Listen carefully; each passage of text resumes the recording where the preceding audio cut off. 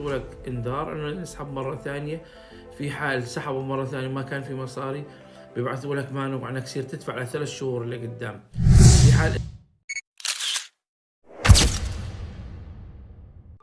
لأي واحد مسجل سيارة في ألمانيا أنت لازم دائما تلتزم بدفع التأمين. يعني التأمين السيارة دائما الإنسان بيدفعه لقدام، يعني بواحد الشهر بتدفعه أنت عن الشهر كله، مش بتدفع لورا لقدام بتدفع. يعني في حال أنت لا سمح الله اجوا سحبوا من عندك مصاري بواحد الشهر وما كان في عندك مصاري على البنك، فبيبعثوا لك انذار انه نسحب مرة ثانية. في حال سحبوا مرة ثانية ما كان في مصاري بيبعثوا لك مانو عنك يصير تدفع ل3 شهور لقدام. في حال انت ما دفعتش مصاري باول شهر، في شركات تبعث مباشرة لدائرة تسجيل السيارات بتقول هاي السيارة مش مأمنة، لأنه الهفتشفزشرung بألمانيا للسيارة فليشت.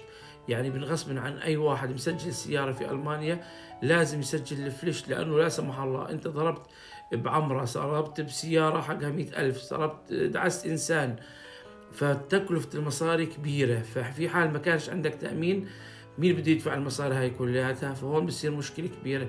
عشان هيك أي واحد بتجي رسالة من الفازشرون إنه لازم يدفع المصاري اللي عليه يدفعها مباشرة، لأنه في حال السيارة انبعثت رسالة لدائرة تسجيل السيارات وقالوا لك معك يومين إنك تعمل أب من للسيارة أو جيب لنا النمر، لأن السيارة لازم تنشال عن الشارع، فيها مخالفات كبيرة تصل ل 25,000 أورو.